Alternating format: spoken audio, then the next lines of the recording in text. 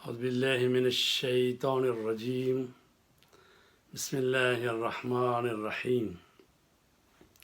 مومنین کرام، ماہ محرم کا مہینہ ہے اور اس مہینے میں کربلا کے جو پیغامات ہیں انسانیت کے نام، مسلمانوں کے نام، مومنین کے نام، ان میں سے بعض پیغامات جو ہیں وہ آپ کی آگاہی کے لیے اور آپ کو ان پیغامات کی پیغام رسانی کے لیے آپ کی خدمت میں چند منٹ کے لیے حاضر ہیں۔ رسول کریم صلی اللہ علیہ وسلم کی حدیث ہے جس میں آپ نے ارشاد فرمایا، حسین منی و انا من حسین، احب اللہ من احب حسینا، حسین صبت من الاسباط۔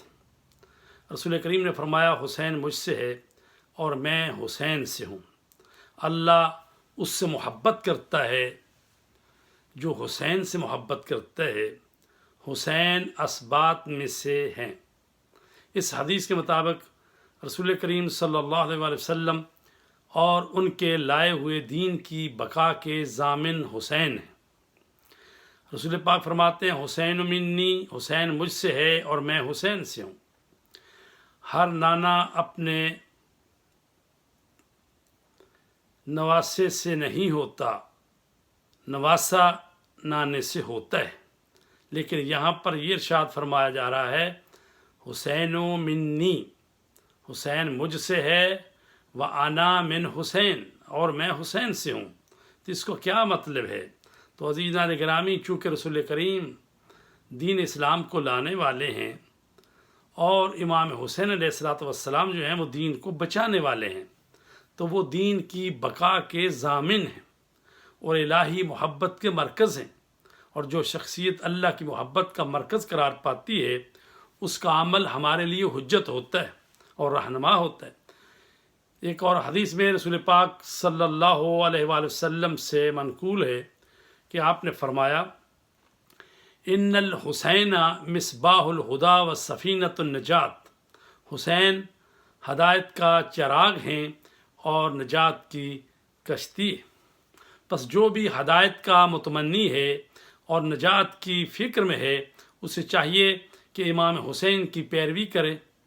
ہدایت کا یہ چراغ قیامت تک روشن ہے اور اس کی روشنی ہے کہ بڑھتی ہی چلی جا رہی ہے۔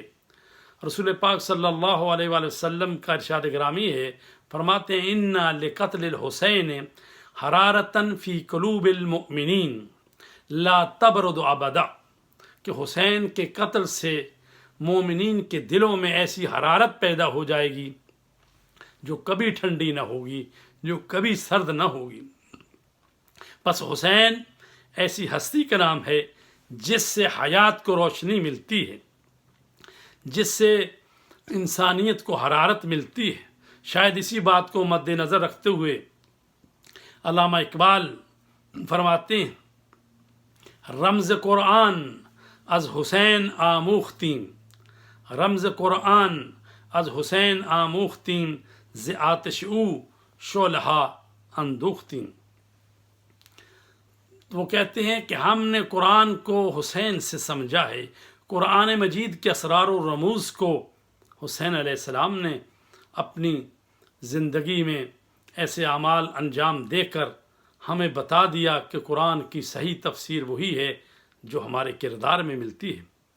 اور امام حسین نے جو وہ آتش روشن کی ہے، وہ عشق الہی کی آگ، وہ اسلام اور قرآن کو سمجھنے کی وہ نورانیت اور وہ روشنی جس سے ہم نے امام حسین سے اور انہی کی کربلا میں جو انہوں نے اسلام کو روشن کرنے کے لیے جو حرارت ہمیں دی ہے، اسی سے ہم نے دین کو سمجھا ہے۔ اور خود امام عالی مقام فرماتے ہیں، وَلَكُمْ فِيَّا أُسْوَةٌ، تمہارے لیے میری زندگی میں نمونہ عمل ہے۔ یہ حدیث بھی ہماری رہنمائی فرما رہی ہے کہ ہم امام حسین کی زندگی اور خصوصاً قیام امام حسین سے رہنمائی اخذ کریں۔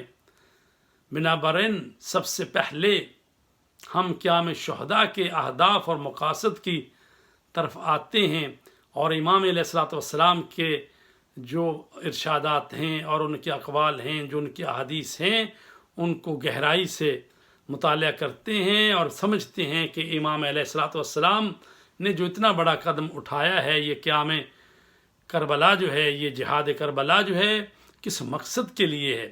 عزیزان گرامی، امام حسین علیہ الصلوۃ والسلام کا مقصد جو ہے ان کو ہمیں سمجھنا ہے، پھر اپنی زندگی میں ان کو نمونہ عمل بنانا ہے۔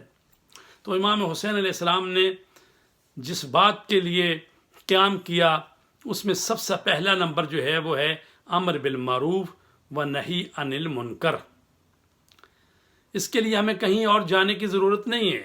خود امام حسین علیہ السلام کی وصیت جو انہوں نے اپنے بھائی محمد بن حنفیہ کے نام تحریر کی ہے، اس میں آپ نے اپنے فرائض کی غرض و غایت بیان کرتے ہوئے فرمایا ہے: انی لم اخرج عشرا ولا بطرا ولا مفسدا ولا ظالما وانما خرجت لطلب الاصلاح فی امت جدی اريد ان آمر بالمعروف وانہی عن المنکر واسیر بصیرت جدی و ابی۔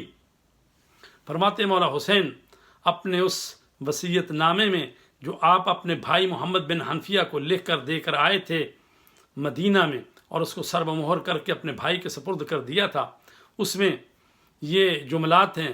فرماتے ہیں میرا قیام شر اور فساد اور خود خواہی کے لیے نہیں ہے، بلکہ میرا ارادہ ہے کہ میں اپنے نانا کی امت کی اصلاح کروں اور سنت رسول اور سنت امیر المومنین کا احیاء کروں۔